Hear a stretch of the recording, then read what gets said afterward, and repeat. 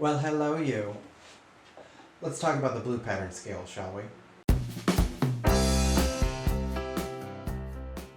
So we talked about the red pattern scales in the last video. If you haven't, go back and watch that and the scale intro just so you know what the heck I'm talking about with this whole thing. So those red scales start on the open strings. The blue scales that we're going to talk about now start on the third finger. I start teaching the blue pattern itself as soon as I possibly can because you see so many method books that keep the students in this red pattern shape for so long that they have a hard time shifting to this, which means that low 2 situation is going to be a problem all the time. If they get too stuck there, it's going to be a problem. So I tend to make them start using the blue pattern fairly early on, even while I'm working the red pattern scales, just using the basic finger pattern exercise from Fingerboard Geography.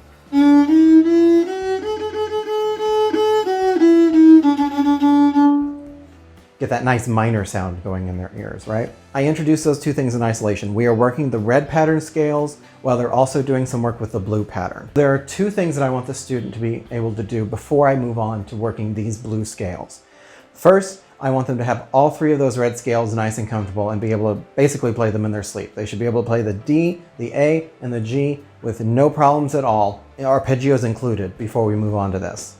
The other thing I want them to be comfortable doing is switching between the red and the blue. I'll use that same exercise and I'll have them play red on the way up and blue on the way down, or blue on the way up, red on the way down, like this, right? To make that adjustment easy.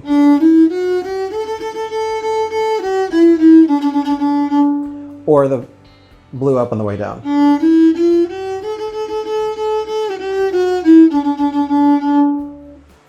The key is they want to just be able to switch back and forth. The second one I play is going to be easier for them. It's going to be easier to change back into the red because their finger is naturally going to want to sneak back up into the high 2 as it is. So that's going to be the easier one, but they should be able to do both. So I want all of those things to be relatively easy for the student to do before I move on to the blue pattern scales. First off, we start with C major, which is nice and easy. We start third finger on G, go up to second on A.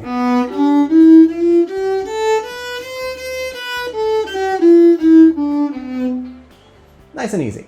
One thing I like about the way the patterns add up here is the low 2 is the finger that we've changed for the blue pattern.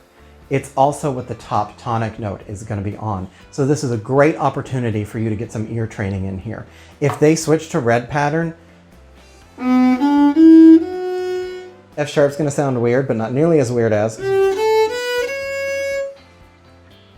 I mean, does that hurt you as much as it hurts me? There we go. So make them notice when they play a C sharp instead of a C, because sometimes some of them are going to do it and it's going to be a thing. They're just going to want to be in that red pattern so badly, but use it as an opportunity for that ear training. It's a great chance to have them, okay, listen to that. Did that sound like the scales that you're used to hearing? Did that have that same structure? If they handled the transposition talk that you may have had with them easily, they're going to be fine here. If we're talking about where I put this in sequence with the Suzuki books, I usually try to get to this point around the time of Long, Long Ago, which I do weirdly after Aunt Rhody and before O Come Little Children. I do that order a little weird, but that's a different video. I still want to make sure that those 3 red scales are solid and they can go back and forth between the red and the blue with not a whole lot of issue before I do this. I just try to aim to make it around Long, Long Ago in the book, in case you're curious. Some students will have a hard time going straight from playing open string scales to starting on the third finger. If that's the case, sometimes I will tell them something along the lines of, it's just like the D major you played, you're just starting 1 step lower. That tends to work really well with students who are very good with the idea of transposition, really good with steps, skips, and leaps, those concepts. If they get that, that can be very helpful for them. Others, not helpful at all. And again, other students may just automatically have no problem starting with the third finger. Just depends on the student. Play it by ear. Now this is a spot where things can get a little weird because if you think about the finger pattern situation and the fact that you're on G, if you continue down in C major, you're not going to be in that blue pattern. You're going to be in red, right? Because you're going to play a B natural. That's the leading tone for C. Some students will think about that and notice, and this is where you have to make a distinction between the key color and the scale color. There is no key signature where the finger pattern color is going to be the same across all 4 strings. It just doesn't exist. So you have to make a distinction here between the scale color and the key color. I call it a blue scale because everything they play from the tonic up should be in that blue pattern. So that's why it's a blue scale, even though they're starting on a string that is technically in the red pattern. I do have some charts I made in just a simple Excel spreadsheet that really help to illustrate that.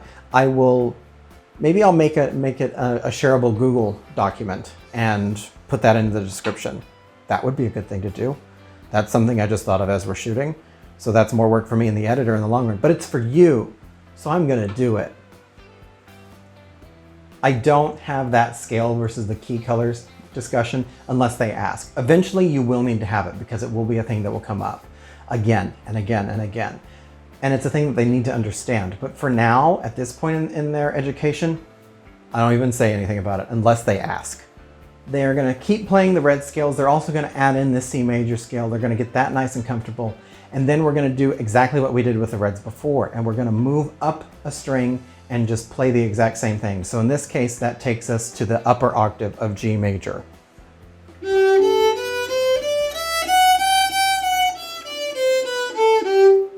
Little wolf on the E there, whoops.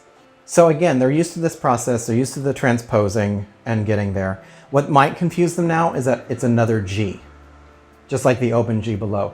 They just need to have that distinction made between a low octave and a high octave, and they are usually good to go. Again, if we're talking in a Suzuki sort of sequence, this is usually around Allegro when I start introducing this scale. Now, they are able to play their first 2-octave scale. So what I do for 2 octaves is I just take the 2 different octaves, the 2 different colors, and I stitch them together. So we're going to take those 2 different G octaves that we've talked about and put them together. Makes it nice and easy.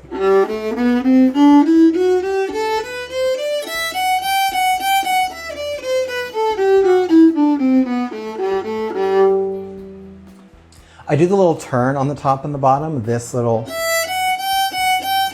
and the, I do those because it's just a very common pattern to make bowings work out when you start doing different slur patterns later.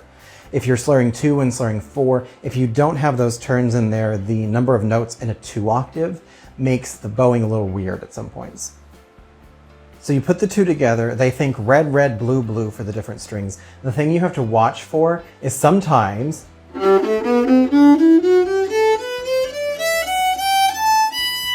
they'll want to go all the way up to that B because they can finally play every single note on their violin in a scale, and it's exciting. You have to make sure that they stop on that G. Otherwise, it's just weird. Don't let them do it. So that's it for the blue scales. They've done the C major, they've done the high octave of the G major, and they've done their first 2-octave with the G major scale. From this point on, I don't really ever have them play the 2 different octaves of G major in isolation. I almost always have them just play the 2-octave from this point forward, because it's just what they should be doing. Having them play the 2-octave scale all the time now also gets them used to mixing up finger patterns in the same little piece. Because at this point, if you're following the Suzuki books, they have been all in one pattern up through this point. It's not until A2 that you get into a piece where it mixes between the 2 different patterns. So if they can get used to playing it in a scale, it'll be easier once they start playing it in a piece. So that's everything for the blue scales. We're going to talk about the yellow ones next time. Make sure you do all of the liking and subscribing and clicking of the bell, ringing of the bell, whatever they say, so that you know when that's coming down the pike. You can also follow me on social media at that KJ Bell on the Instagram and the Twitter and TikTok and all that other stuff. Happy scaling, y'all.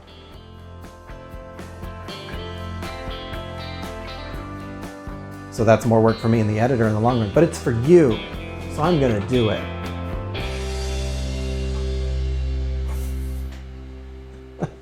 I hate myself a little bit.